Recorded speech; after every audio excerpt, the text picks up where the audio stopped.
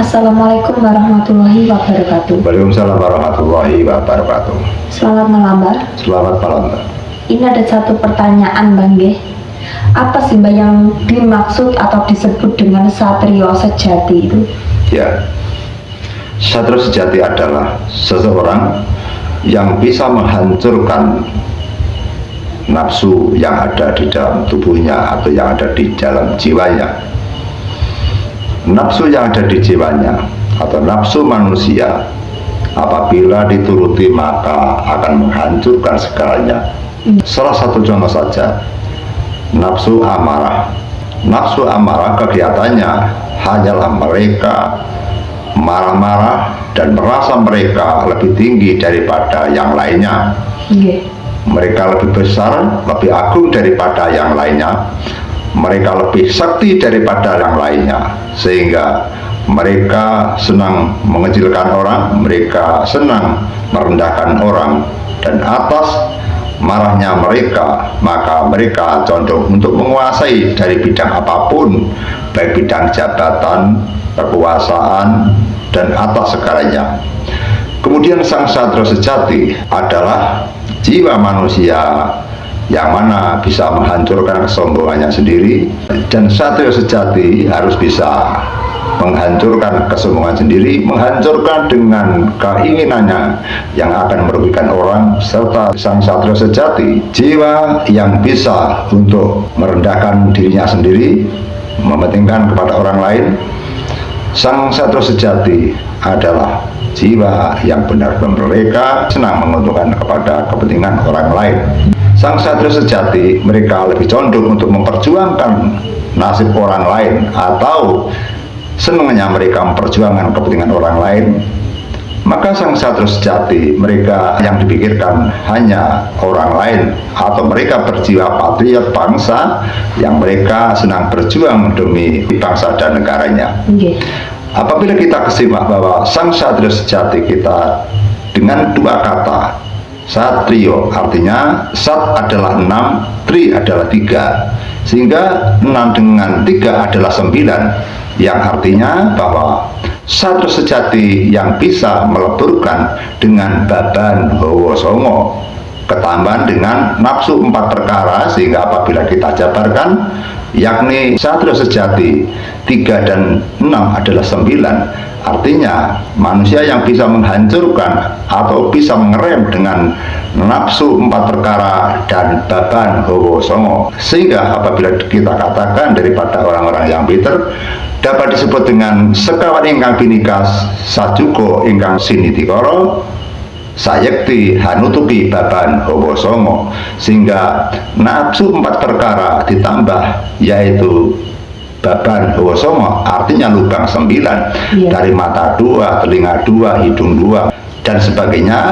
Kebutuhan-kebutuhan yang dikatakan baban hawa songo, sang rohani harus bisa untuk mengerem, harus bisa untuk menjaga agar lubang 9 atau baban hawa songo dijuruskan kepada perbuatan-perbuatan yang bersembah pada Tuhan Yang Maha Esa, bersembah pada Gusti Kang Maha Suci, mengabdi kepada nusa dan bangsa, sehingga baban hawa songo akan teralir dengan kekuatan energi yang baik atau energi yang positif, sehingga jiwa-jiwa daripada satrio sejati mereka otomatis senangnya untuk berjuang demi bangsa dan negara, relanya mereka merendahkan diri dan mengunggulkan atau mementingkan kepentingan orang lain, sehingga watak satrio sejati bagus sekali apabila dijadikan tokoh-tokoh di negara, tokoh-tokoh di kerajaan memakai dengan kekuatan, memakai dengan tata cara sang satrio sejati, maka negara ini akan kokoh, tidak ada manusia yang bertengkar, tidak ada orang yang menghujat,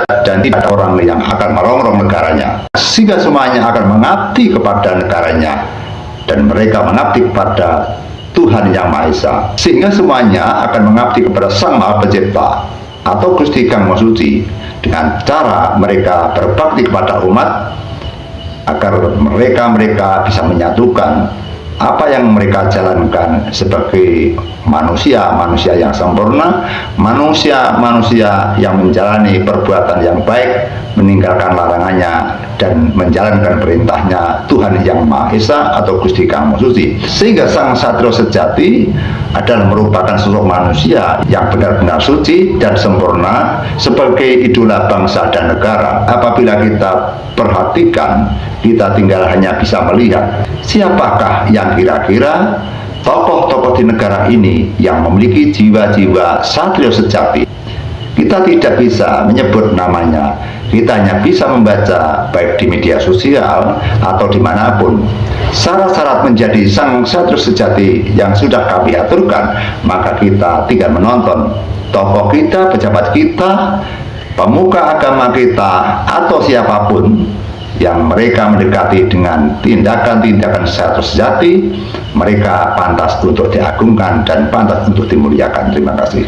Ya teman-teman, dari sini kita tahu bahwa yang namanya kesatria atau satrio itu bukan hanya prajurit pembela kebenaran di dalam kerajaan saja, Ya, benar. melainkan itu adalah sifat yang tertanam di dalam diri manusia. Jadi yang namanya satrio sejati itu teman-teman ternyata adalah sifat yang tertanam di dalam diri manusia, yang mana jika dijabarkan sangat luas sekali. Bukan kesatria yang di dalam kerajaan atau prajurit kerajaan, itu mungkin skupnya hanya kecil teman-teman. Tapi jika kita membedah sifat atau satrio sejati ini ternyata sangat luas sekali. Dan tadi juga dijelaskan oleh Mbak Kenel Jopo Montro, yang mana Babah Dawa Songo itu adalah lubang 9 yang ada di dalam diri setiap manusia, baik dari mata, telinga, hidung, dan lain sebagainya, ditambah dengan anasir patang perkoro atau 4 perkara, yaitu aluamah, amarah, supiyah, mutmuinah, yang mana jika Babah Dawa Songo dan anasir 4 perkara ini bisa kita rem,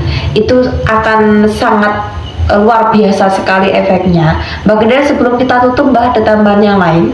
Kita hanya bisa merasakan di dalam negara ini kita ingin sekali bahwa tercipta dengan tentram dan kedamaian, namun kita melihat di media sosial, kita kadang-kadang juga susah sekali. Tokoh-tokoh yang ada di atas, mereka saling menghujat dan saling mencari kebenaran.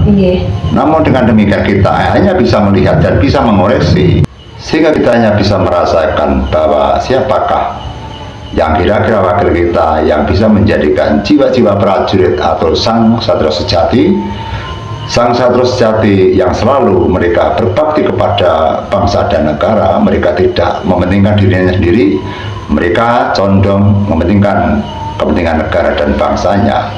Namun betapa sulitnya kalau di zaman sekarang, orang-orang yang menjadi wakil kita, mereka hampir rata-rata mencari keuntungannya sendiri, dan mereka selalu mengejar dengan jabatan, pangkat, dan derajat, sehingga kita akan sulit sekali mencari tokoh-tokoh yang kita sebutkan tadi. Semoga di zaman nanti ada satrio piningit yang akan mensejahterakan negara kita menjadi negara yang adil dan beradab, negara yang tentram, damai, yaitu sejahtera, raharjo, dan tinoto. Terima kasih. Cukup sekian teman-teman. Wassalamualaikum warahmatullahi wabarakatuh. Waalaikumsalam warahmatullahi wabarakatuh. Sugeng Rayu Pinanggih. Amin.